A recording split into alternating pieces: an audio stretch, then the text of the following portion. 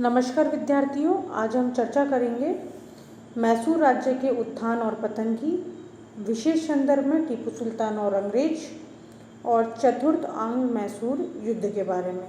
विद्यार्थियों, हमने इससे पूर्व के वीडियो में प्रथम, द्वितीय और तृतीय आंग्ल मैसूर युद्ध की चर्चा कर ली है। अब हम अंतिम जो युद्ध है मैसूर का अंग्रेजों के साथ, चतुर्थ आंग्ल मैसूर युद्ध, इसकी हम चर्चा कर लेते हैं। तो विद्यार्थियों, मैं बताना चाहूँगी कि यह जो युद्ध है वो मार्च 1799 से मई 1799 का बहुत छोटे समय का, महज 3 माह का ये युद्ध होता है। और इस युद्ध के अंतर्गत जो गवर्नर रहता है, तत्कालीन गवर्नर, वो रहता है लॉर्ड वेलेस्ली। तो लॉर्ड वेलेस्ली के समय ये युद्ध हुआ था।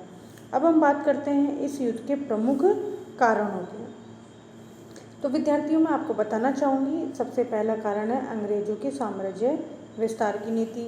पूर्व में भी हमने इसके बारे में चर्चा की थी कि अंग्रेजों ने जो साम्राज्य विस्तार की नीति है उसके तहत मैसूर पर आक्रमण करा, और वह पूर्व के अंतर्गत जो त्रिगुट था, अंग्रेज, मराठा और निजाम, इसके तहत वो मैसूर को हथियाना चाहते थे और अपना जो विस्तार है वो वहाँ पर अधिक से अधिक करना चाहते थे। नंबर 2 कारण है इसका प्रमुख, जो है टीपू द्वारा तीसरे आंग्ल मैसूर युद्ध की पराजय का बदला लेना। तो विद्यार्थियों, हम आपको बताना चाहेंगे कि जो तीसरे आंग्ल मैसूर युद्ध के अंतर्गत जो श्रीरंगपट्टनम की संधि हुई थी, जिसके अंतर्गत आधा राज्य टीपू का ले लिया गया, इसके अलावा कई क्षेत्र हैं जो है टीपू के ले लिए गए। इसके अलावा लाखों का रुपए का हर्जाना के रूप में देना पड़ा। अपने दोनों पुत्र हैं उसको अंग्रेजों की शरण में भेजना पड़ा। इस प्रकार की जो अपमानजनक संधि थी उससे टीपू बदला लेना चाहता था, और वह इस युद्ध के लिए प्रतीक्षा कर रहा था कि ऐसी स्थिति बनकर के निकले जिससे वह अपने जो है पराजय का बदला ले सके। इसलिए टीपू ने क्या करा, अपने जो साधनों है, जो अपने साधन थे उसको बढ़ाना शुरू कर दिया। टीपू ये जानता था कि जब तक वह अपने साधनों को संपन्नता प्राप्त नहीं कर लेता तब तक वह अंग्रेजों के विरुद्ध सफलता हासिल नहीं करेगा। इसलिए उसने युद्ध के विरुद्ध साधन जुटाना शुरू कर दिए गए। अगला प्रमुख कारण है टीपू द्वारा अपनी शक्ति में वृद्धि करना। तो विद्यार्थियों, बताएं कि जब टीपू का आधा राज्य ले लिया जाता है, उसकी शक्ति क्षीण हो जाती है, तो युद्ध करने के लिए, पराजय का बदला लेने के लिए टीपू को अपनी शक्तियों में वृद्धि करना आवश्यक हो जाता है। इसके तहत वह जो मैसूर राज्य की जो सीमा है उसको उसने सुरक्षित करना प्रारंभ कर देता है। इसके अलावा जो सुदृढ़ दुर्ग है उसका वो निर्माण करता है ताकि अंग्रेजों के विरुद्ध सफलतापूर्वक युद्ध कर सके और युद्ध में विजयी हो सके। वह अपने दुर्गों के अंतर्गत सेना का जो जमाव है और अधिक से अधिक सेना इकट्ठी करने लगा और युद्ध की तैयारी में जुट गया, जो ऐसा कार्य किया जिससे अंग्रेज सहन नहीं कर सके, और वह भी टीपू के विरुद्ध जो युद्ध करके जो बची कुची जो टीपू की शक्ति है उसको वो समाप्त कर देना चाहते थे। अगला जो कारण है वो सबसे महत्वपूर्ण कारण है टीपू द्वारा विदेशी शक्तियों के साथ साठगांठ करना। देखो, हमने आपको पूर्व में भी चर्चा करी थी कि टीपू ने विदेशी शक्तियों की सहायता लेना प्रारंभ कर दिया गया था, विशेष रूप से फ्रांसीसियों का। और अगर हम बात करें कि जो यूरोपीय शक्तियाँ हैं, जिसके अंतर्गत जो अंग्रेज है या इंग्लैंड के निवासी हैं, उनके सबसे बड़े दुश्मन थे फ्रांसीसी। तो वह कभी भी नहीं चाहते थे कि फ्रांसीसियों का भारत के अंतर्गत जमाव बिंदु बने, और उस जमाव बिंदु के तहत जो लाभ अंग्रेज यहाँ से उठा रहे थे, तो अन्य यूरोपीय शक्ति यहाँ पर आकर के वो लाभ उठाए, भारतीय राजनीति में प्रवेश करे। तो और जो लाभ अंग्रेजों को मिल रहा था, तत्समय जो अंग्रेजों की उन्नति हो रही थी, तत्समय जो औद्योगिक क्रांति चल रही थी और कई गुना फ़ायदा यहाँ से भारत से अंग्रेजों को मिल रहा था, तो अंग्रेज ये कभी नहीं चाहते थे कि यहाँ पर जो है कोई अन्य यूरोपीय शक्ति है वो भारतीय के अंतर्गत केंद्र बिंदु बन करके उभरे। तो इसके लिए टीपू द्वारा जब विदेशी शक्तियों से साठगांठ की जाने लगी तो वो अंग्रेजों को पसंद नहीं थी। टीपू ने अफ़गानिस्तान के शासक हैं जो है जमान शाह, उसके साथ उसने पत्र व्यवहार करना शुरू कर दिया गया। इसके अलावा अफ़गानिस्तान, कुस्तुनतुनिया और फ्रांस में भी उसने अपने राजदूत भेजे जो कि अंग्रेज़ों को कतई पसंद नहीं थे। इस प्रकार जो साठगांठ की जा रही थी वो भी उसको विदेशी शक्तियों के साथ जो साठगांठ की गई थी वो भी जो वेलेज़ली थे उसको कतई पसंद नहीं था। इसके अलावा जो वेलेज़ली जब भारत आया तो उसका एक प्रमुख उद्देश्य था कि भारत के अंतर्गत जो फ्रांसीसियों का प्रभाव है उसको कैसे न कैसे करके रोका जाए। और जो 3 प्रमुख शक्तियाँ थीं दक्षिण भारत के अंतर्गत, जो निजाम और मराठा और मैसूर के शासक हैं, वह अपनी सेनाओं को यूरोपीय प्रणाली से प्रशिक्षित करना चाहते थे और उसके लिए उसने फ्रांसीसियों की विशेष रूप से टीपू ने फ्रांसीसी सैनिकों की नियुक्ति करवाई थी। इसके अलावा फ्रेंच अधिकारी भी मैसूर के अंतर्गत नियुक्त किए गए थे जो कि अंग्रेज़ों को कतई बर्दाश्त नहीं थे। अगला जो बिंदु है, बहुत इम्पोर्टेंट बिंदु है, वह है नेपोलियन के भारत प्रवेश से अंग्रेज़ों के अस्तित्व को खतरा। तो विद्यार्थियों, मैं आपको बताना चाहूँगी कि 1795 के अंतर्गत डायरेक्टरी का जो शासन है उसको अंत करके जो नेपोलियन है जो विश्व मानचित्र में उभरता है और यूरोप की जो महान शक्ति है उनको पराजित करते हुए वो एशिया की तरफ बढ़ता है, जो कि अंग्रेज़ों को पसंद नहीं रहता, भय रहता है, क्योंकि यूरोप को विजय करने के पश्चात नेपोलियन एशिया की ओर बढ़ता है और एशिया से बढ़ते बढ़ते वो मिस्र तक आ जाता है।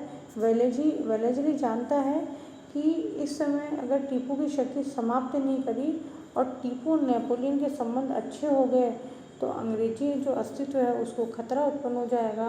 अंग्रेज़ों को जो अपने बिस्तर है वो गोल करने पड़ेंगे, ऐसी समस्या निकल करके जो है उसके सामने आती है और वो जो है अंग्रेज़ है उसको बर्दाश्त नहीं कर पाते हैं। तो जो नेपोलियन के भारत में जो प्रवेश से अंग्रेजी के अस्तित्व को खतरा उत्पन्न होने लग जाता है।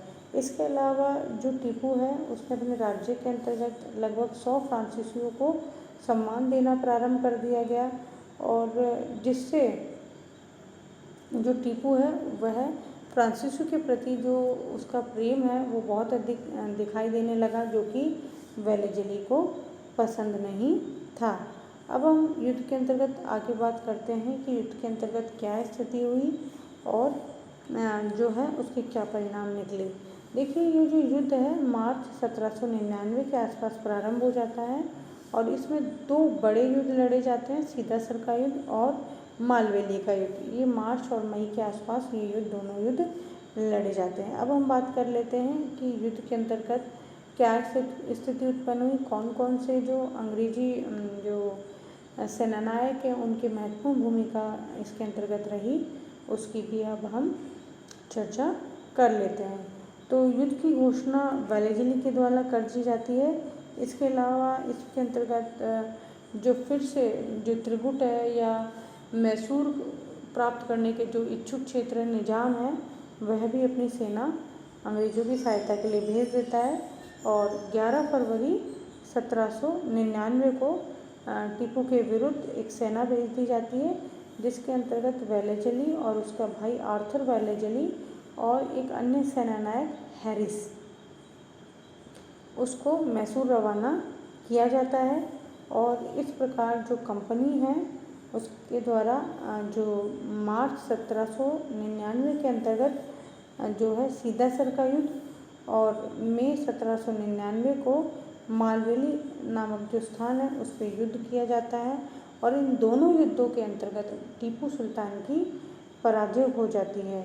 इसके पश्चात 1799 में, अप्रैल 1799 में जो कंपनी की जो सेना है वह श्रीरंगपट्टनम को जो है घेर लेती है और 14 अप्रैल को बम्बई की जो सेना है वो जनरल हैरिस से मिल जाती है, जिससे टीपू की स्थिति और अधिक खराब हो जाती है। और टीपू ने जो जनरल हैरिस है उसके पास वो संधि प्रस्ताव भेजा और इस संधि प्रस्ताव के अंतर्गत जो हैरिस ने जो शर्तें रखी उसमें वही पुरानी शर्तें थी जो लगभग जो रंगपट्टनम की संधि थी कि आधा भाग दे देगा, आधा भूभाग अंग्रेज़ों को समर्पित कर देगा इसके अलावा 6 माह के अंतर्गत उसे 20 लाख पाउंड अंग्रेज़ों को देने पड़ेंगे। तीसरा, अपने दोनों बड़े पुत्रों को और अन्य अधिकारियों को जमानत के रूप में वो अंग्रेज़ों को सौंपेगा। तो लगभग ये श्रीरंगपट्टनम की जो संधि है उसकी पुनरावृत्ति थी, लेकिन टीपू को वो पसंद नहीं थी, क्योंकि टीपू नहीं चाहता था कि वैसी स्थिति उत्पन्न हो और पुनरावृत्ति निकले। तो इस प्रकार जो टीपू ने जो ये संधि करनी चाहिए उसका कोई प्रत्युत्तर नहीं दिया। तो फिर अंग्रेज़ों ने फिर से जो है जो टीपू का किला है उस पर आक्रमण किया, और आक्रमण करके जो किले की दीवार है वो तोड़ दी और सैनिक किले के दरवाजे के अंदर घुस जाते हैं। और टीपू का जो सुंदर जो किला है और जो टीपू के जो अच्छे सुंदर जो कक्ष हैं, अच्छे सुंदर सामान हैं, उनको नष्ट भ्रष्ट करने का अंग्रेज़ों के द्वारा प्रयास किया जाता है। टीपू उस समय शतविशत रहता है, घायल रहता है, फिर भी उसने जितनी उसकी स्थिति बनती है उतना उसने उस पर वार किया। और इससे जब टीपू ने एक सैनिक पे वार किया तो इससे अंग्रेजी सैनिक है वो क्रुद्ध होकर के उसने, एक सिपाही रहता है, उसने अपने बंदूक से गोली चलाई और उस गोली से जो है टीपू के सिर में लग गई, और टीपू 5 मई 1799 को टीपू सुल्तान मारा गया। टीपू सुल्तान के मरते ही अंग्रेज़ों का श्रीरंगपट्टनम पर अधिकार हो जाता है और इस युद्ध में निर्णायक अंग्रेज़ों की विजय होती है। तो इस प्रकार चतुर्थ आंग्ल मैसूर युद्ध के अंतर्गत अंग्रेज़ों की पराजय होती है और अंग्रेज़ों का मैसूर पर आधिपत्य हो जाता है। तो विद्यार्थियों, इसके पश्चात हम बताना चाहेंगे कि किस प्रकार टीपू के मरने के पश्चात जो अंग्रेज है उसने समस्त टीपू का जो राजमहल है उसके आसपास के नगर है वो लूटे, आगजनी करवाई। टीपू का एक समृद्ध जो था हस्तलिखित ग्रंथों का एक पुस्तकालय था जिसे भी अंग्रेज़ों ने नष्ट भ्रष्ट करवा दिया, उसको जलवा दिया। टीपू की राजधानी के पतन से प्रत्येक अंग्रेज को लाभ हुआ। आर्थर वेलेस्ली को भी बहुत सारे जवाहरात की प्राप्ति हुई, उसके सम्मान में वृद्धि हुई। उसके जब वह इंग्लैंड गया तो उसे अनेक उपाधियां दी गई। इस प्रकार से वेलेस्ली के सम्मान में भी फर्क पड़ा। और मैसूर की स्थिति पे हम चर्चा करें कि उसके जाने के पश्चात जो है अंग्रेजी शासक है उसने टीपू के पुत्रों को गद्दी पे बैठाना उचित नहीं समझा और कुछ प्रदेश उसने मराठाओं को दे दिया और कुछ प्रदेश निजाम को दे दिया। उत्तर पश्चिम का कुछ क्षेत्र जो है मराठाओं को दिया गया। इसके अलावा कुछ क्षेत्र जो श्रीरंगपट्टनम और जो कोयम्बटूर का जो क्षेत्र है वो अंग्रेज़ों ने अपने पास रख लिया। इसके अलावा कुछ क्षेत्र उसने जैसे चितलदुर्ग का और गोरुमकोंड का जो क्षेत्र है, गुंटूर है, उसके आसपास का क्षेत्र उन्होंने निजाम को दे दिया। और जब जो वाडियार वंश था जिसको हटा करके हैदर अली सत्ता में आया, उस वाडियार वंश के जो राजा हैं उस समय जो कृष्णराज वाडियार थर्ड थे उसको उसने गद्दी पे बैठा दिया और वेलेस्ली ने उसके साथ एक सहायक संधि कर ली। और इस सहायक संधि के तहत अंग्रेज़ों का एक अंग्रेज रेजिडेंट है वह मैसूर में नियुक्त हुआ। और इस प्रकार वेलेस्ली को जो मैसूर की नीति है से कंपनी को बहुत फ़ायदा हुआ और मैसूर अब एक छोटा सा राज्य रह गया। अंग्रेज़ों का जो सबसे बड़ा कट्टर शत्रु था उसका अंत हो गया और अब मैसूर के प्रशासन पर कंपनी का प्रभाव स्थापित हो गया। इस प्रकार हमने देखा कि जो मैसूर है उसके भारतीय मानचित्र पर जो मैसूर की जो स्थिति थी वो अंग्रेज़ों के प्रभाव से नगण्य सिद्ध हुई। और हमने चारों जो आंग्ल मैसूर युद्ध उन पर चर्चा कर ली है और अंग्रेज़ों के साथ जो है मैसूर के जो संबंध हैं उन पे चर्चा कर ली है।